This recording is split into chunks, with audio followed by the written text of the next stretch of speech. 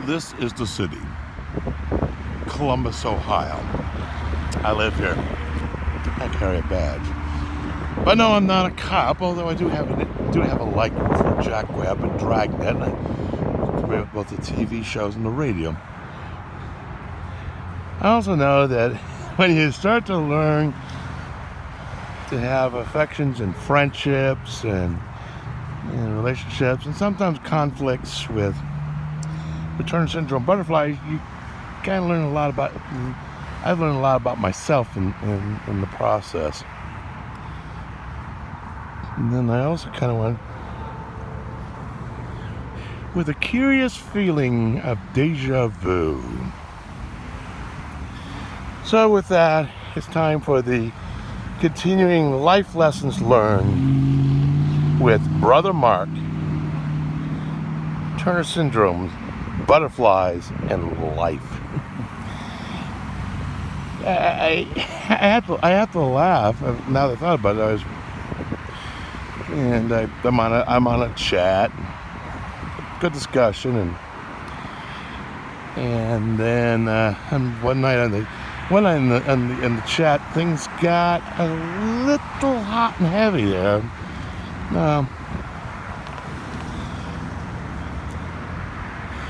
And I said, okay, I'll go back, and I said, okay. Yeah, I know when I kind of said, when I decided to be around butterflies, I kind of knew the package deal, so I figured, okay, why not? So, little Donnybrook kind of blew up in one of the chats. I went, okay, I wonder what that was all about. And so they said, don't worry, Mark, we took it. I said, okay, that's fine. I'm going back to bed then. I'm a codependent. I know when to stay out of a mess situation. Most of the time. So, but this morning I woke up with kind of a curious feeling of deja vu, and I wondered what, and I went, wait a minute. I've suffered with the same issues, so I figured, okay. So today I want to. Excuse me, I have a backpack that was not wanting to stay on my back. But that said, I found out how sometimes the components of drama kind of plays out, and sometimes I just suddenly looked at some of my own character defects, and I kind of, in terms of overreacting. And I went, wait a minute. I've been there. Huh. Okay. I was thinking about coming up with the name of a soap opera, and then unfortunately that was kind of met with a lot of butterflies saying, don't do it, Mark. You already have enough butterflies with clubs and torches. So I said, okay. Oh, well. Hey, sometimes you gotta lighten up sometimes. Sometimes you gotta kind of make fun of yourself. And I have to sometimes make fun of myself, and actually comedian Jack Benny actually did it for a living. So sometimes we just have to kind of poke fun at our own selves to kind of lighten up sometimes. So I'm hoping to kind of point out a couple things from my own experience, and then also kind of maybe we can kind of lighten up and kind of take a look at ourselves too. And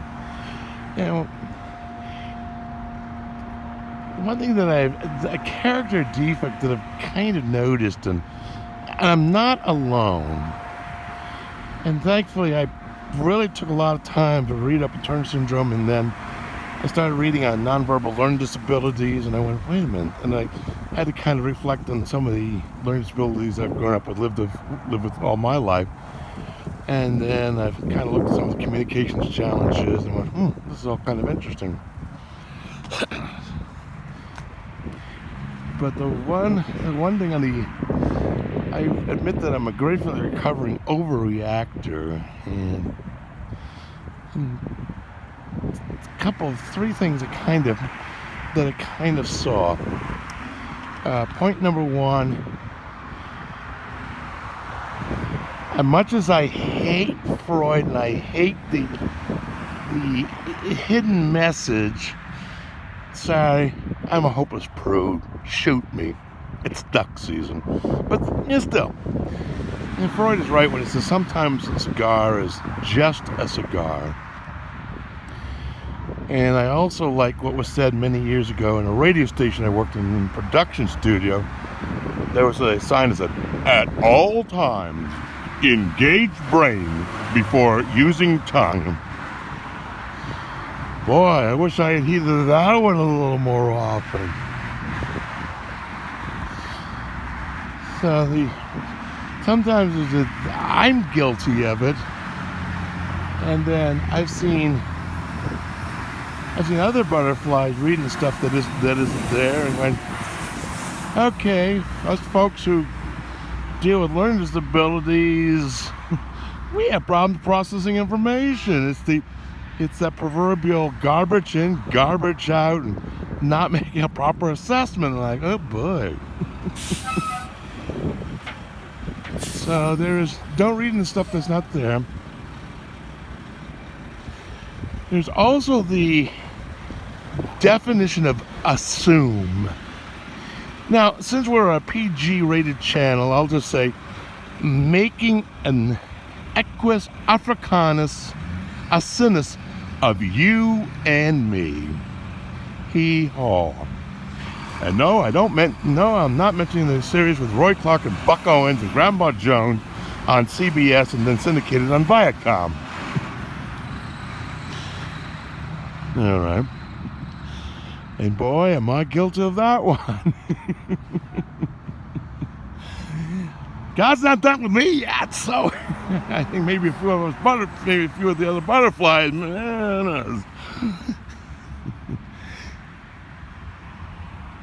I gotta be honest with myself. When I look at myself in the mirror, it's not Marilyn Monroe. It's never mind. But not reading the stuff is not there. And then act, don't react is the #1 slogan in 12-step groups in Dallas, Texas, and particularly Alcoholics Anonymous. In short, you try to, and even the manual from the Turner Syndrome Society Canada on dealing with challenges and emotional meltdowns talks about the importance of talking it out, sorting it out, and maybe it's time once again that I have to get on and maybe in love talk to a few sisters and say, "Hi, this is Mark, your emotional meltdown recovery specialist. Please state the nature of your crisis." All right. But the other thing too is Amy kind of hit on it. She calls it those topics that the second they're brought up are explosive and controversial. She calls them the heavy hitters. I call them the emotional third rail. For those of you who are not familiar with the term, a lot of trains are electrically powered, and then there's an electric rail on the side to the right or the left is called a third rail, and that's where a lot of, particularly New York subway, the Chicago L, the DC Metro, just name a few, will have what's called the conductor rail, as they say in England, or what we in the U.S. would call the third rail. And so sometimes that's just the highly charged, emotional. The second I try to bring it up, oops. So, how do you deal with it? Well, and the sad thing is I've seen some really great sisters who I just love and adore, even some that so my relationship with them isn't the world's greatest in the moment, but react and really shoot themselves in the foot and just really ruin their credibility. And like, oh what is going on here? And I've kind of touched some third rail, and like, so sometimes I had to tread lightly. Brooke and Salves really speaks well on overreacting, assuming, reading stuff that isn't there. She calls it mindfulness. I have to be mindful of my own character defects, and I have to be mindful of things that can be a hot button for me. It's a paraphrase, but I think it's pretty good. I think it's pretty accurate. And she said in one of her videos on mindfulness that I have to be careful, quoting Brooke, I have to be careful, that there are some things that I'm passionate about, but then do I really have to get wrapped up about it? It's kind of a rough paraphrase, but I think it's pretty close. And if I have a chance to find that video, I'll try to link it at some point. So I guess I think the things that I kind of saw was, it's a lively discussion at one point, but sometimes in the arguments, is it really all that important to hear a divergent point of view, or to disagree? Do I have to be right? Yeah, I know for me there's a fear that kind of goes, I have to be right, I'm a bad, unworthy person. I have to have that last word, or my world's going to come to an end. And it's a really bad fallacy. I mean, I haven't been there in a long time, and I think I've become a good listener over the years. But boy, do I recognize that character defect. Is it really all that important, or is it? That's one thing. Also, just to think, then the other thing too, if it is a third rail, the question I have to ask myself is, if it's such a third rail or a heavy hitter, why am I reacting so violently to it? I mean, what's really going on? And sometimes I have to ask myself the question: is it really all that important? And many times the answer is no. And boy, I've been there. I get it. It's a hard trick to learn to underreact to emotional triggers. I've actually discovered that Droopy Dog has actually been my hero in this one. Mark, you're watching too many cartoons. Yeah, yep, guilty as charged. Shoot me, it's duck season. But I love Droopy's ability to underreact to stuff. Yeah, take appropriate action, but also at the same time be real deadpan. And sometimes I have to, when there's emotional triggers, I have to go, you know what? I'm triggered. Thanks, Droop. But I sometimes have to really learn to underreact to things. Is it really all that important? The other thing too that I've had to learn when things get emotional and when third rails are hit and touched off, I've got to learn. First off, I have to respect the other butterfly and say, that's a third rail. That's very painful for that butterfly, for that sister. I've got to say, I have to learn to kind of back off and learn to be accommodating, and I hope at some point And just some members of the community just aren't able to process it, and that's not a slam. It's just, hey, that's just the nature of it sometimes. And heaven knows I've been there myself, so I recognize that one.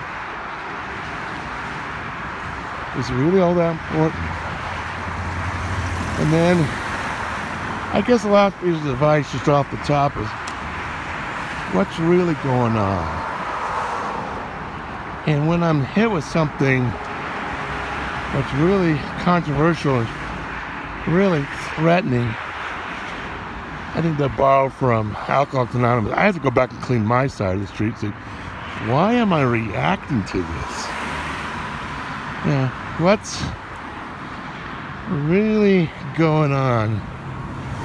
And sometimes I've got to get out of my emotions and into my intellect, and I got to kind of sit down and step back and think and